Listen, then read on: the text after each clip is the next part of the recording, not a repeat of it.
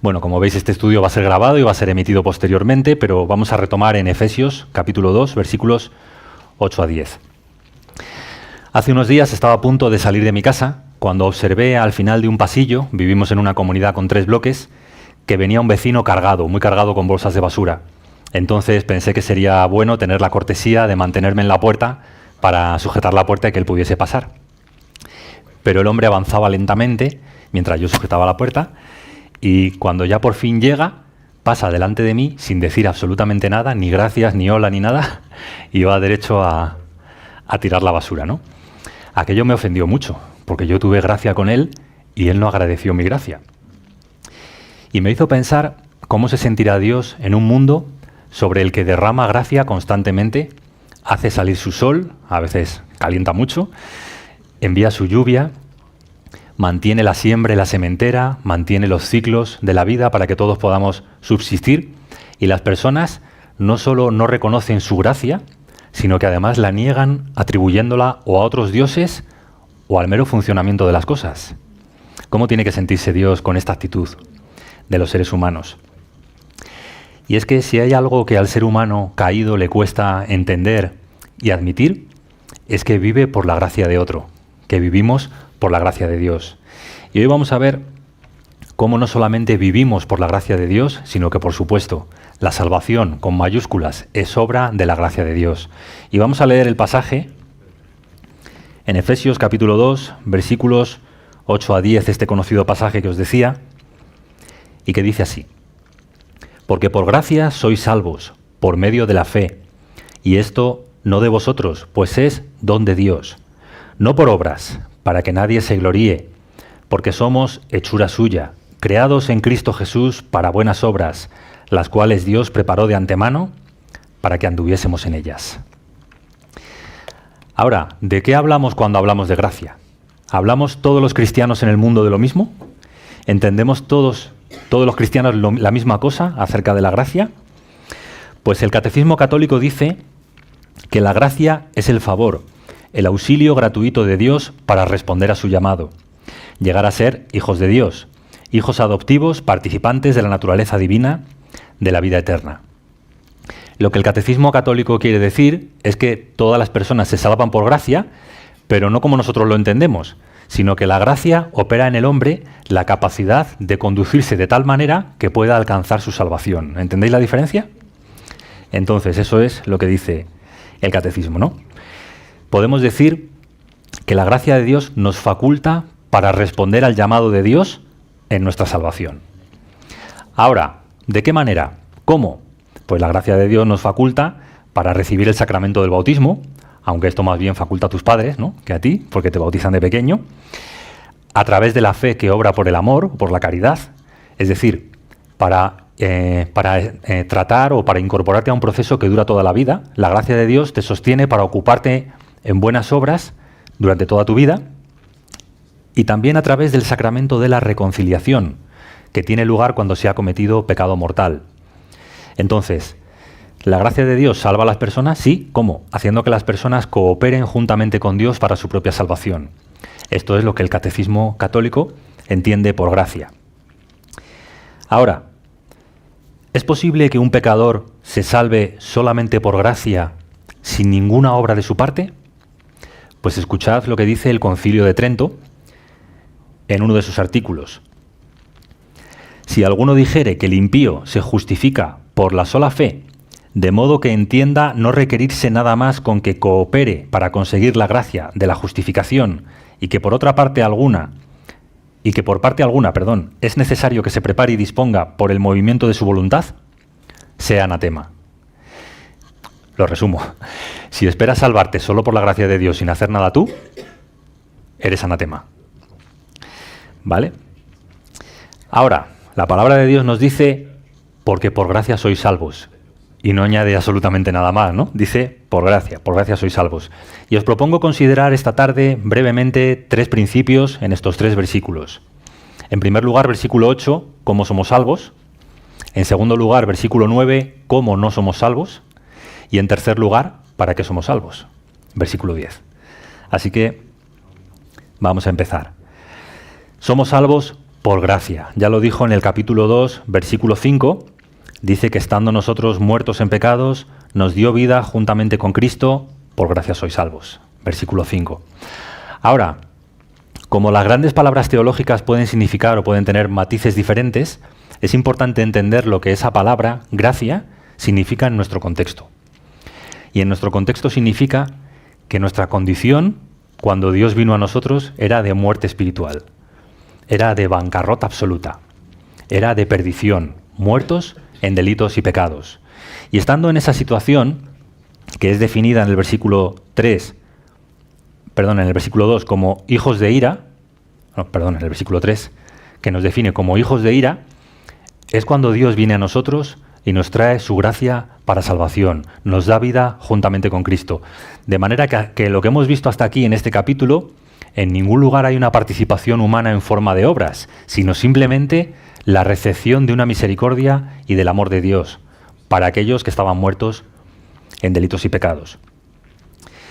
Ahora, fijaos que esta salvación que ha sido descrita en los versículos 1 a 7, como digo, es una obra de gracia. Y pensar que Dios nos debe otra cosa que no sea su ira es no comprender lo que Dios nos ha dado en Cristo. Porque no nos debía nada, porque no tenía ninguna deuda hacia nosotros, ni ninguna obligación, más allá de derramar su ira y su justo juicio sobre la humanidad. Esto es lo que en nuestro contexto quiere decir gracia. Que Dios nos ha tratado no conforme a lo que merecíamos, sino conforme a su amor y a su misericordia, conforme a esa voluntad y ese beneplácito que ya vimos en el capítulo 1. Ahora, vemos también que la gracia, que toda la gracia de Dios que es necesaria para la salvación, nos es dada en Cristo. Fijaos que ha dicho en el texto anteriormente que nos dio vida juntamente con Cristo. Dice que también juntamente con Él nos resucitó. Dice que nos hizo sentar en los lugares celestiales con Cristo. Y dice que su bondad para con nosotros es en Cristo. Es decir, toda la gracia de Dios necesaria para la salvación, para que el ser humano pueda alcanzar la salvación, nos es dada por Dios gratuitamente y nos es dada por Dios en Cristo. Y no de otra manera. Y no hay lugar para nada más. Por eso el apóstol Juan, hablando del Señor Jesús, dijo que de su plenitud tomamos todos. ¿Y qué tomamos? Gracia sobre gracia. Todo lo necesario para la salvación y para la vida misma viene de Él. Ahora, se me habían ocurrido algunas maneras en que los seres humanos despreciamos la gracia de Dios. Y me gustaría también escuchar si tenéis alguna idea. ¿De qué maneras habéis visto que despreciamos la gracia de Dios?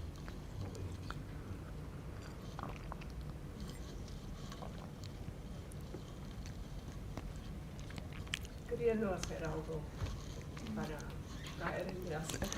El primer ejemplo lo hemos visto en el catecismo, ¿no? Católico. Queriendo hacer algo para cooperar con esa gracia, queriendo añadir, aportar algo. Yo diría que antes que este problema con la gracia, hay otro, que es creer que no la necesitamos. ¿Habéis conocido alguna vez a alguna persona que dice que no considera que necesite salvación porque no considera que sea malo, pecador, que esté condenado? Esto es lo que pasaba en Romanos capítulo 10, versículo 3, con algunas personas de la nación del apóstol Pablo. Por eso el apóstol escribe que ignorando la justicia de Dios, capítulo 10, versículo 3 de Romanos, ignorando la justicia de Dios y procurando establecer la suya propia. Es decir, ignoran la justicia que por gracia Dios ha manifestado en Cristo y en su lugar tratan de poner la suya propia. ¿Y qué ha pasado? Que no se han sujetado a la justicia de Dios. Es decir, esto no funciona. Si alguien piensa que tiene en sí mismo, en su propio ser, la capacidad de presentarse delante de un Dios santo y salir aprobado, está ignorando la gracia de Dios y está estableciendo su propia justicia. Otra manera en que despreciamos la gracia, aparte de mezclarla y añadir nuestras propias obras, como ya hemos visto, es darla por supuesto. ¿Habéis pensado en esto alguna vez? José cita frecuentemente a un teólogo francés o a un filósofo francés que dice que el trabajo de Dios es perdonar. Lo habéis oído, ¿no? ¿Os acordáis? Es decir, Damos por supuesto que nosotros somos criaturas pecadoras, que fracasamos, pero a fin de cuentas el trabajo de Dios es perdonar. Así que haga lo que tiene que hacer, ¿no? Ahora, qué manera tan terrible de apagar o de esconder, oscurecer el sentido y el brillo de la gracia de Dios. ¿Por qué? Porque cuando pensamos de esta manera, lo que estamos diciendo es que Dios nos debe su gracia. Que Dios está obligado a socorrernos y a ayudarnos y a solucionar todos nuestros problemas, porque para eso es Dios. Es un poco el argumento que algunas personas emplean de que como todos somos hijos de Dios, según la sabiduría popular, pues Dios está obligado a portarse bondadosamente con todos sus hijos. Pero esto no es la gracia de Dios. Como hemos dicho en la introducción, la gracia de Dios es el favor inmerecido para aquellos que merecíamos lo contrario, su ira. Y en el momento en que perdemos esta perspectiva, perdemos la capacidad de asombrarnos y de maravillarnos por lo que la gracia de Dios es y significa para nosotros. Así que nos damos cuenta cómo de diferentes maneras esta verdad gloriosa, magnífica, que la palabra de Dios nos presenta, que Dios nos ha salvado por gracia, es oscurecida, es menoscabada, es despreciada por el ser humano. Como decía, mi vecino no reconoció mi gracia, pero eso no es muy grave. Pero que los seres humanos no reconozcamos la gracia de Dios, eso sí que es muy grave, ¿no? Perdón. Y esa gracia llega a nosotros o se hace nuestra, ¿cómo? Por medio de la fe, nos dice el apóstol. La gracia es lo que motiva a Dios a socorrernos para salvarnos. La fe es el instrumento.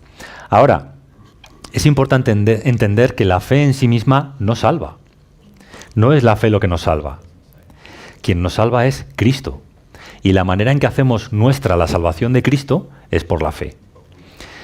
Pero es un matiz importante, porque muchas personas exaltan la fe como si fuese el fundamento mismo de la salvación. E incluso comparan entre fe y fe, ¿no?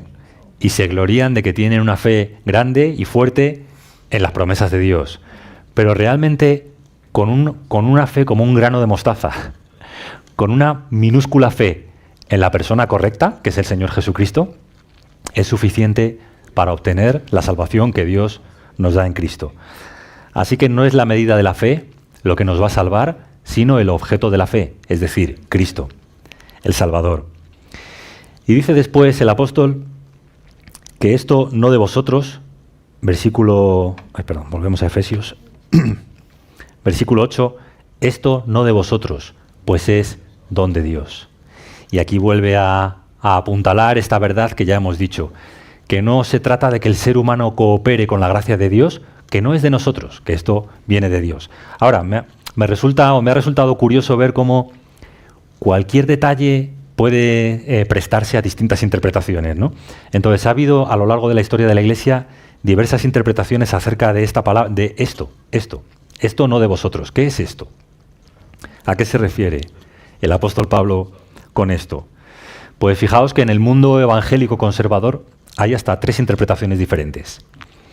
La primera de un erudito al que los cristianos evangélicos debemos mucho, como es A.T. Robertson, que dice que esto se refiere a la gracia y no a la fe.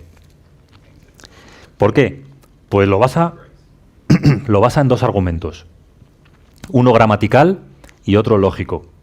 El gramatical es que esto es un pronombre demostrativo neutro y fe es un sustantivo femenino. Por tanto, no concuerdan en género y esto no puede referirse a la fe.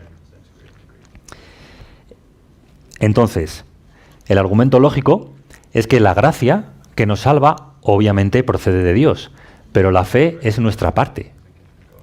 No es Dios quien tiene que creer, somos nosotros los que tenemos que creer. Entonces, esto se refiere a la gracia que viene de Dios. La fe es cosa nuestra. Así lo vería este hombre, A.T. Robertson, que seguramente tenéis en casa La Armonía de los Evangelios, que es una obra suya. Hay otros comentaristas, otros eruditos de la Biblia, como Juan Calvino, que piensan que esto se refiere juntamente a la gracia con la fe. ¿Cómo lo argumenta? Pues dice que la fe es un don recibido por gracia. Así, esto se refiere tanto a la gracia como a la capacidad para creer, que también es una gracia. Así que Algunos teólogos, como Calvino, interpretarían que esto se refiere a la gracia, por gracia sois salvos, y a la fe, por medio de la fe. Ambas cosas vienen de Dios. Y después está este otro estudioso de la Biblia, cuyo nombre en holandés no voy a ser capaz de recordar, Kuyper, Abraham, más fácil, que piensa que se refiere concretamente a la fe, que esto se refiere concretamente a la fe. ¿Y cómo lo argumenta? Pues él dice, es evidente que la gracia viene de Dios, pero para que no comencéis a decir, pero entonces tenemos algún crédito, al menos por haber creído, agregaré inmediatamente que aún esta fe o este acto de fe no es de vosotros, sino que es un don de Dios. Así que, tenemos por un lado, hacemos una recopilación, Robertson que piensa que se refiere a la gracia y no a la fe, Calvino que piensa que se refiere a la gracia y a la fe, y Kuyper que piensa que se refiere a la fe concretamente y no a la gracia. De las tres interpretaciones, no sé cuál os convence más, pero mirad Filipenses capítulo 1, versículo 29, que dice, porque a vosotros os es concedido a causa de Cristo, no solo que creáis en Él, sino que también padezcáis por Él. Entonces fijaos cómo esta última idea que hemos considerado está en armonía con este texto. Claro que la gracia viene de Dios, eso es evidente, nadie va a discutir eso. Pero lo que el apóstol quiere recalcar, me parece a mí también, es que de Dios viene también la fe para poder hacer nuestra la gracia que nos da en Cristo. ¿Por qué? Porque a causa de Cristo se nos ha concedido que creamos en Él. La fe como don de Dios, la fe como el regalo por medio del cual podemos hacer nuestra su gracia en Cristo. Ahora vamos a pasar al siguiente punto. Y en primer lugar ya hemos visto cómo somos salvos. Por gracia, y ya hemos visto lo que significa la gracia, que significa que Dios obra a nuestro favor solamente por medio de Cristo y que nos permite acceder a esa gracia por medio de la fe. Ahora vamos a considerar brevemente cómo no somos salvos. Y dice el texto, no por obras, para que nadie se enorgullezca o se gloríe, ¿no? Ahora, han dicho algunos evangélicos, y espero que estéis de acuerdo con ellos, que los cristianos somos salvos no por obras, pero sí por una obra, por la obra de Cristo. Entonces, claro que somos salvos por la obra de Cristo, pero no por nuestras obras. Y aquí claramente el apóstol se está refiriendo a nuestras obras, no por nuestras obras. Es que somos salvos. ¿Y por qué? Vamos a profundizar un poco en esto. ¿Por qué nuestras obras no sirven, no aportan a nuestra salvación? Vamos a meditar en algunos aspectos. Y en primer lugar diría, porque están contaminadas. Dice el profeta Isaías que nuestras mejores obras son delante de Dios, la versión moderna, ¿sabéis qué dice? Como compresas, como trapos de inmundicia. Es decir, no es que nuestras obras sean una pequeña ayuda, una pequeña aportación, y Dios dice, uy, qué bien, estáis haciendo muy bien vuestra parte. Es que, ¿qué haces tú cuando alguien te pone una compresa sucia delante? Lo apartas de tu mirada, ¿no? De esa manera, nuestro mejor intento, nuestro mejor esfuerzo para justificarnos delante de Dios por nuestras obras es una ofensa delante de Dios. Es algo que Él quiere quitar inmediatamente de su vista.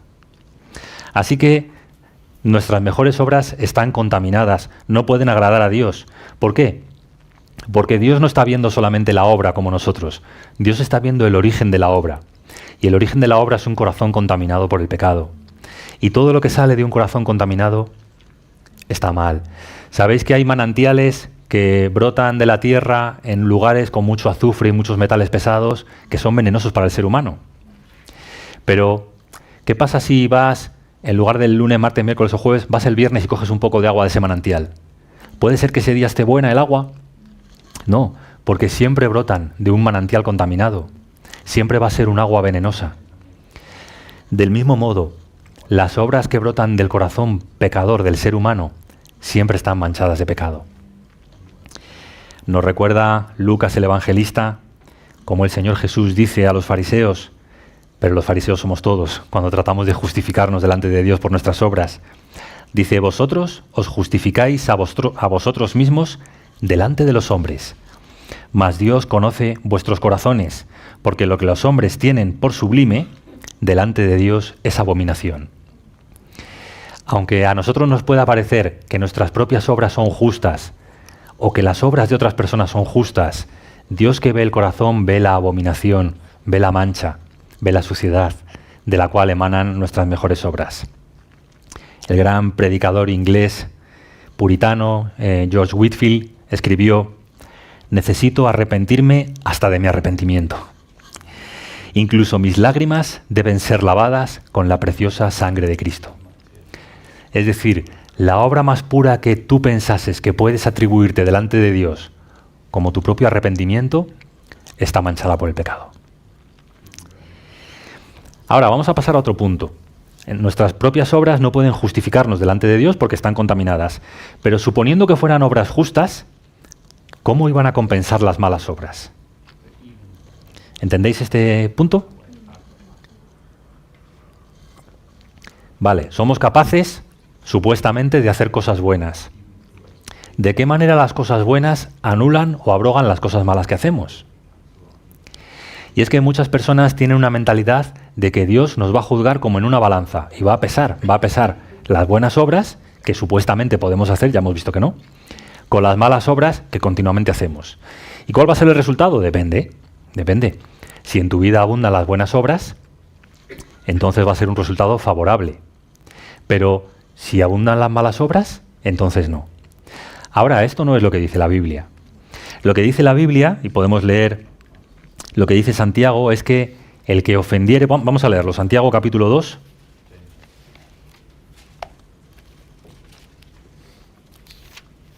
Versículo 10.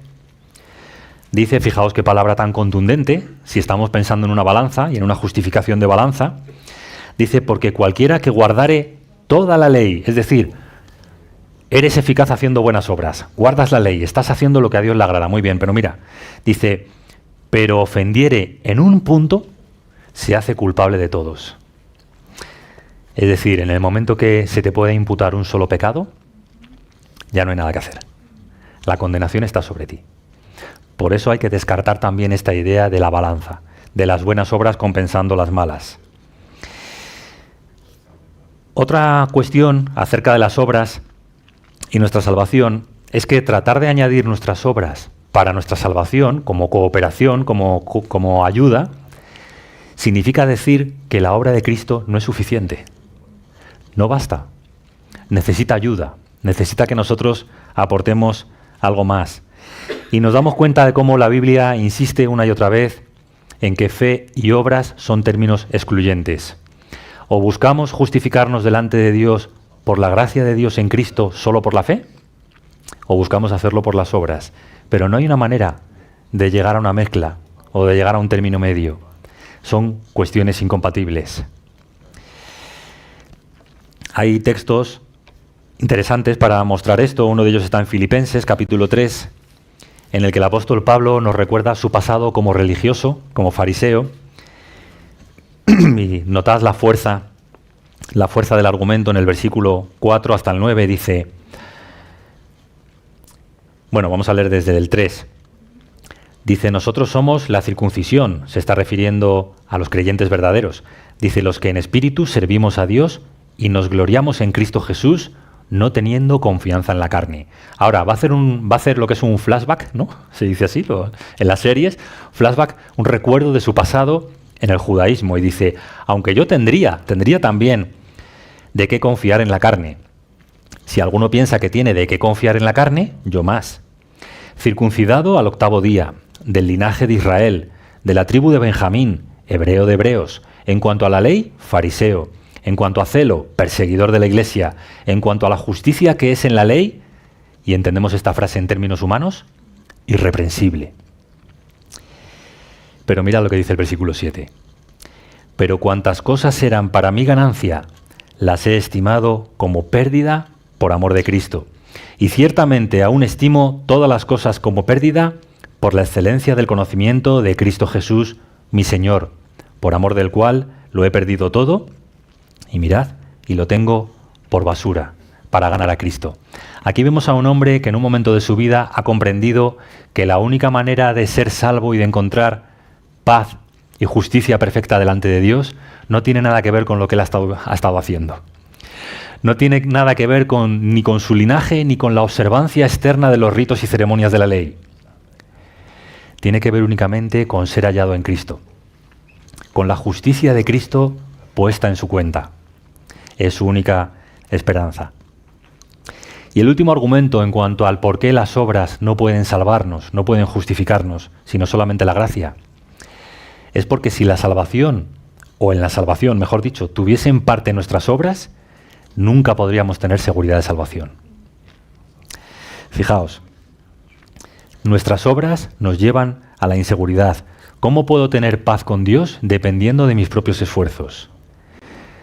Claro, los que hemos citado antes te dirán, no, pero tus propios esfuerzos están sustentados sobre la gracia de Dios.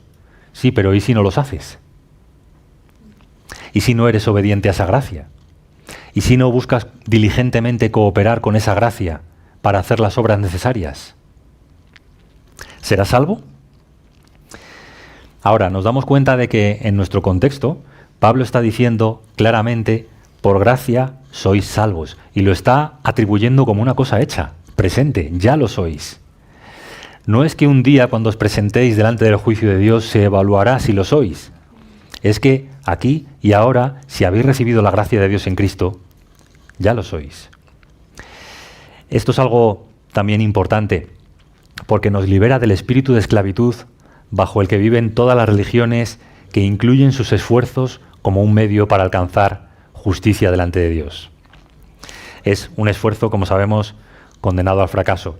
Y podemos decir, bueno, gracias a Dios esto no tiene nada que ver con nosotros, ¿no? Esto tiene que ver con otros grupos. Pero démonos cuenta, hermanos, que en todo ser humano hay una tendencia natural a la autojusticia, a la autojustificación. Es por esto que el apóstol Pablo escribió a los Gálatas, habiendo comenzado por la fe, ¿vais a terminar por la carne? Tenemos que tener mucho cuidado con las corrientes de pensamiento y con las filosofías e ideas extrañas, con las doctrinas diversas y extrañas que se entremezclan con la verdad, diciendo que por poco que sea, hay algo que podemos hacer que nos hace verdaderamente más aceptos delante de Dios. Porque la verdad es que no hay nada que podamos hacer o añadir a lo que Cristo ha hecho ya para que podamos obtener la justicia de Dios. Sabéis que el Señor Jesús, cuando colgaba de aquella cruz, poco antes de expirar, dijo aquellas dos breves palabras que ponen fin a toda discusión y que son: consumado es. La obra de salvación está completa en Él. La obra por medio de la cual los pecadores pueden acceder libremente y confiadamente a Dios fue llevada a cabo completamente por Cristo en la cruz. De tal manera que quienes ponen su confianza en esa obra de Cristo, en su obediencia perfecta y en su muerte sustitutoria, pueden decir con el apóstol Pablo, justificados pues por la fe, dice, tenemos paz, tenemos en presente paz para con Dios por medio de nuestro Señor Jesucristo. Me ha llamado la atención ver cómo en otros grupos cristianos, entre ellos la doctrina católica, es una gran presunción afirmar que tenemos seguridad de salvación. Pero no es presunción, es honrar la palabra de Dios. Es honrar lo que la palabra de Dios dice. El que cree en el que me envió, tiene vida eterna, dice el Señor Jesús, y no vendrá a condenación, mas ha pasado de muerte a vida. La palabra insiste una y otra vez en que hay de parte de Dios gracia en Cristo para salvar a los pecadores inmediatamente y para hacerlo sin las obras de estos, sin la ayuda de estos, solamente por la gracia del Señor Jesucristo. Y el resultado de esto es para que nadie se gloríe, para que nadie se enorgullezca. Y menos mal que es así, ¿verdad? Porque a poquita razón que hubiese para enorgullecerse, como ha dicho Kuyper, ya nos enorgulleceríamos, ¿no? No, pero yo he creído. Es que la oportunidad para creer la tenían otros y no la aceptaron, pero yo sí la acepté, ¿no? Es fácil desde nuestra naturaleza caída afirmarnos en cualquier parte en la que nosotros tengamos una responsabilidad para gloriarnos, para enorgullecernos. Pero como hemos dicho, no hay lugar para esto, puesto que por la gracia de Dios hemos creído y se nos ha atribuido gratuitamente toda la obra de Cristo. Ahora, fijaos entonces os recordad más bien aquella parábola en la que Jesús nos habla de un fariseo y de un publicano que van al templo a orar, ¿os acordáis? Y el fariseo dice, ora consigo mismo. Y dice, gracias Dios, básicamente gracias por mí. No dice gracias por tu gracia, sino gracias por mí.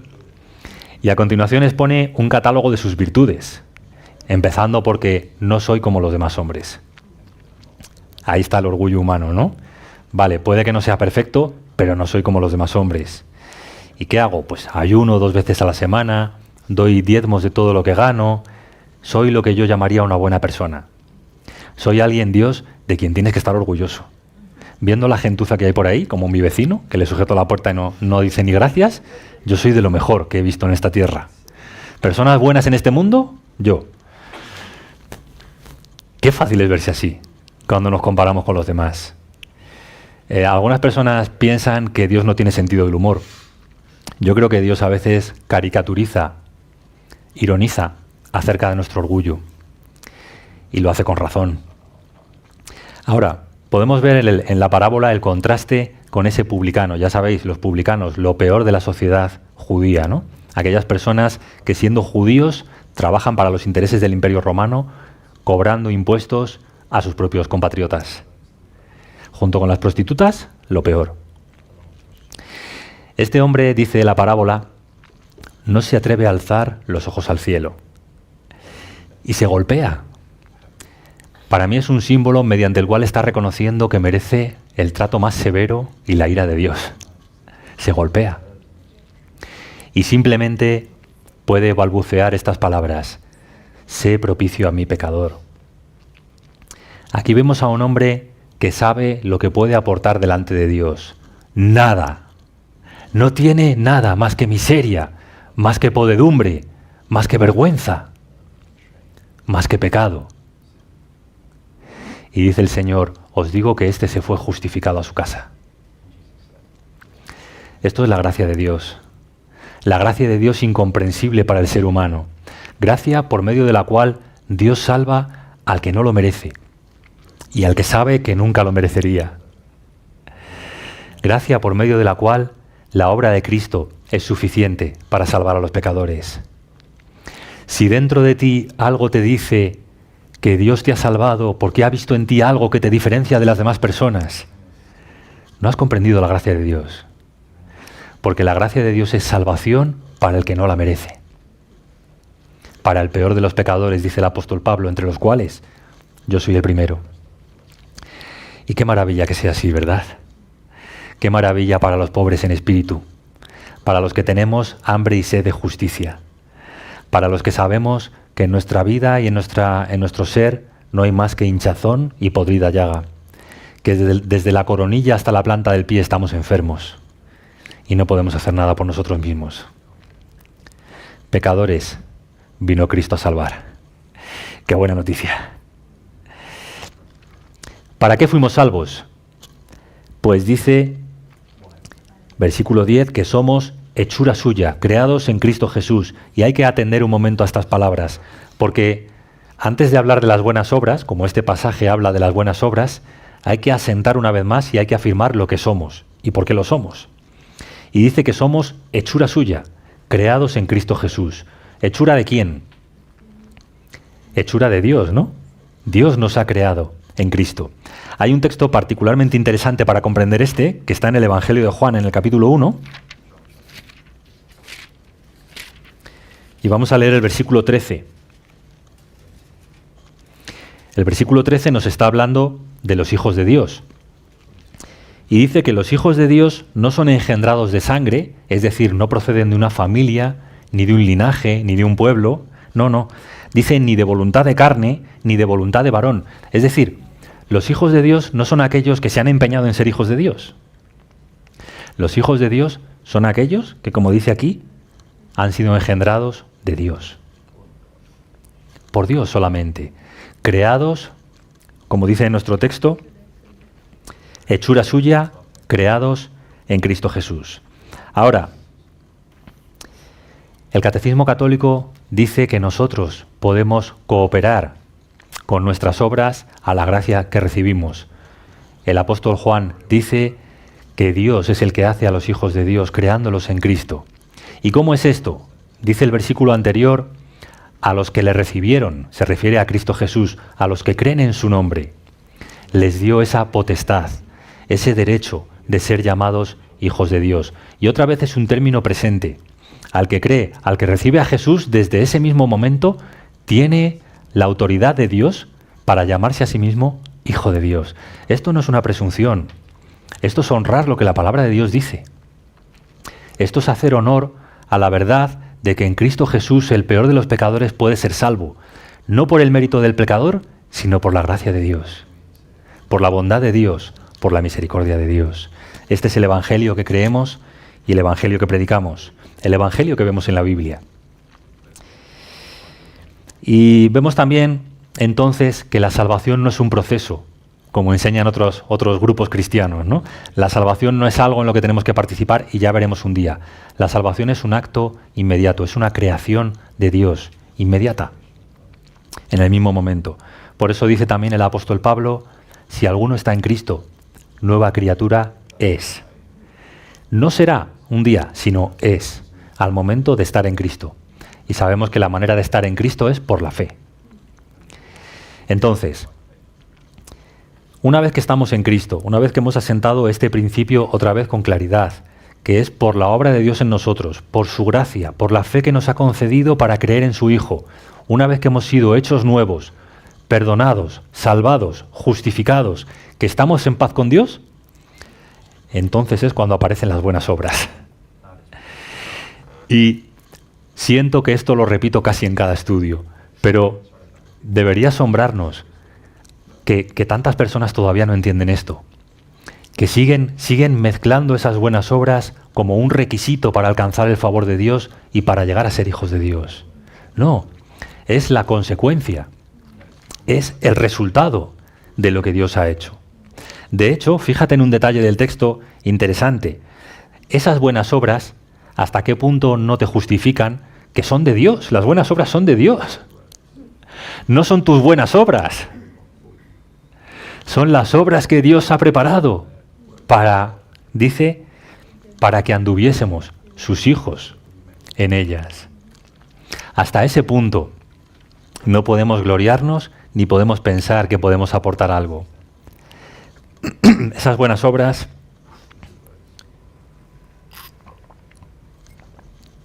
se corresponden con el fruto que los hijos de Dios dan por la obra de Dios. ¿Qué ha hecho Dios? Éramos ramas secas, nos ha tomado y nos ha injertado en la vid. Nos ha injertado en la planta que da uvas. Nos ha injertado en su Hijo. De tal manera que una vez en Cristo, una vez unidos a Él, una vez que somos parte de Él y que su vida fluye a través de nosotros y no antes, entonces es cuando viene el fruto de Él por medio de nosotros. Esto es lo que el Señor enseñó claramente en el Evangelio de Juan, capítulo 15. El fruto no es el resultado de nuestro esfuerzo para obtener algo de Dios, sino es la consecuencia de estar en Cristo y de que la vida de Cristo fluya a través de nosotros. Es, por tanto, el fruto de Dios, no el fruto nuestro. Es el fruto de su Espíritu, que se manifiesta de diferentes maneras, como leemos en la carta a los Gálatas. El amor de Dios, la paciencia, la bondad, la benignidad, la fe, la templanza, la mansedumbre. Todas estas cosas que proceden del Espíritu de Dios y no de nuestro esfuerzo. Ahora viene la pregunta entonces, bueno, fijaos, dice, para que anduviésemos en ellas. Estas buenas obras es para que anduviésemos en ellas. ¿Dónde andábamos antes o en qué andábamos antes? Versículo 2 del capítulo 2. Dice, del versículo 1 dice que en vuestros delitos y pecados, en los cuales anduvisteis en otro tiempo. ¿Cuál era nuestro camino? El camino por el cual andábamos. Delitos y pecados. Continuas ofensas contra Dios. ¿Cuál es el camino que Dios ha preparado para nosotros? Buenas obras. Buenas obras en armonía o en relación al buen fruto que por su Espíritu Él va a dar en nosotros. Por eso en el capítulo 4 de esta misma carta, en el versículo 17, el apóstol exhortará a los cristianos diciéndoles, esto pues digo y requiero en el Señor, no en vuestra fuerza ni en la carne, que ya no andéis como los otros gentiles que andan en la vanidad de su mente. Hay un camino nuevo para todos aquellos que han confiado en Cristo. Hay una vida nueva, hay unas obras nuevas para aquellos que han sido justificados y lavados por la sangre del Cordero. Hay una vida nueva que solamente es posible vivir por su Espíritu siendo hijos de Dios. Y como sabemos, es un proceso y es un progreso. Y no tiene parte en nuestra salvación, sino que es la consecuencia de nuestra salvación. Ahora viene la pregunta que puede desembocar en la mayor frustración para el que está enseñando este texto. Pero me voy a arriesgar y la voy a hacer. ¿Puede entonces un pecador ser salvo sin aportar ni una sola buena obra delante de Dios? Igual como lo hizo el ladrón en la cruz, Como hizo el ladrón en la cruz. que no hizo ninguna obra, pero creyó en ese momento. No hizo ninguna obra salvo creer, que no es una obra como hemos visto, ¿no? Porque la fe es un don de Dios. Esto no de vosotros, yo también creo que se refiere a la fe. Las obras nos identifican como cristianos. Las obras nos identifican como cristianos. Pero el ladrón en la cruz, la excepción no hace la regla. Entonces, ¿un cristiano puede ser salvo sin absolutamente ninguna obra de la ley? La misericordia de Dios es lo que dice el ladrón, es en el último instante. Esa es la misericordia de Dios. En el último instante él sabe que te has arrepentido y es de corazón. Y de perdón. Entonces es la soberanía del Señor. Vale, entonces estamos de acuerdo en que el ladrón es un ejemplo de que sin obras, sin cooperación en la salvación, puede ser salvo. ¿Pero lo vemos como una excepción? ¿Pensamos que no es así para todo el mundo? Lo he oído decir, bueno, en inglés diríamos que we're saved by faith alone, but the faith that saves is never alone. Que estamos salvos solo por fe, pero la fe que salva nunca sería solo, nunca. Que es decir que sí, que no es una excepción, sino si el ladrón hubiera vivido más tiempo, que su salvación habría procedido en buenas obras, verdadera fe. Vale. Y entonces hay una manera en que se podría decir que un cristiano no puede ser salvo sin buenas obras. Si por sin buenas obras se quiere decir que sin producir como resultado inevitable de una verdadera salvación buenas obras, pero sí que se salve sin esas obras, en el sentido de que no contribuyen en ninguna parte a la salvación, que son un resultado inevitable, pero no son una contribución por ninguna parte de ninguna manera, ¿no? Vale. No sé si voy a poder reproducir todo para que se oiga en la grabación, pero realmente esta es la idea, ¿no? Ninguna obra nos justifica delante de Dios. Claro que el ladrón fue salvo, perfectamente salvo. ¿Qué hizo el ladrón en la cruz? En primer lugar, reprochó al que estaba muriendo juntamente con ellos, diciendo, ¿por qué te burlas de Jesús? Ningún mal ha hecho. Este hombre es inocente. Está aquí de manera injusta, es inocente. Nosotros, en cambio, estamos aquí por lo que merecen nuestros hechos. Es decir, reconoce la justicia y la santidad del Señor. A continuación, reconoce su pecado y su culpa. Y a continuación, reconoce que Jesús es el Rey del reino de Dios. Y con fe le dice, acuérdate de mí cuando vengas en tu reino.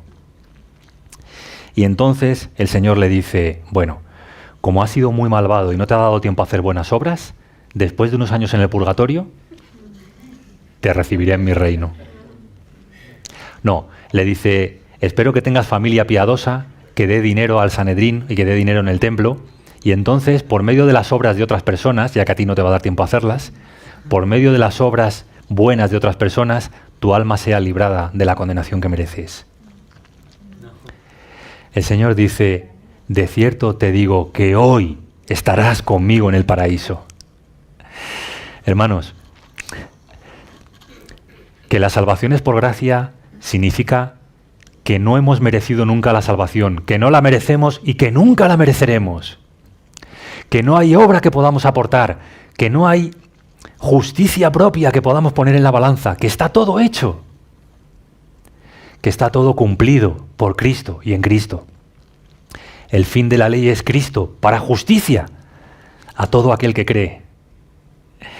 Claro que lo hemos visto, lo dice el versículo 10, claro que como resultado de nuestra fe tiene que haber una novedad de vida, pero esa nueva vida no nos salva, es en todo caso la confirmación de que hay una salvación.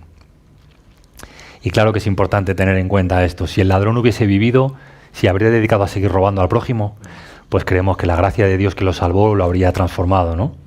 Como dice el apóstol Pablo a Tito, la gracia de Dios también nos enseña a que vivamos en este mundo sobria, justa y piadosamente. Pero en ninguna manera, de ningún modo, nuestras obras aportan ni un gramo a nuestra salvación. Nuestra salvación es la obra de Cristo por los méritos de Cristo. Esto dice la doctrina evangélica, esto dice la doctrina de la Reforma. Y contrariamente al Concilio de Trento, nosotros creemos que solamente por la fe, sin ninguna obra de la ley, el hombre es salvo. Para algunos somos anatema. Para Dios somos sus escogidos, hijos de Dios, salvados por los méritos de Cristo. Y qué importante es que nuestra fe esté en armonía con lo que dice aquí, ¿verdad? Nosotros también tenemos credos y también hemos tenido nuestros concilios y está bien, ¿verdad? Porque es una forma de depurar la verdad, pero asegurémonos de que lo que creemos es lo que dice aquí, de que nuestra fe está basada en lo que la palabra de Dios dice, cuando dice por gracia sois salvos. Aquí, ahora, por medio de la fe en Cristo. No por nuestras obras, porque no hay obra alguna que podamos aportar, para que no nos enorgullezcamos, porque toda la gloria, toda la alabanza y todo el honor es para el Hijo de Dios que colgó en una cruz como un maldito por amor a los pecadores y que exaltado por el Padre es Señor y Cristo. Si esa es tu fe, estás en paz con Dios, estás justificado y tienes toda la vida que Dios te dé para agradecérselo, honrándole con todo tu ser, amándole con todas tus fuerzas, por su Espíritu y por su gracia. Que el Señor los bendiga.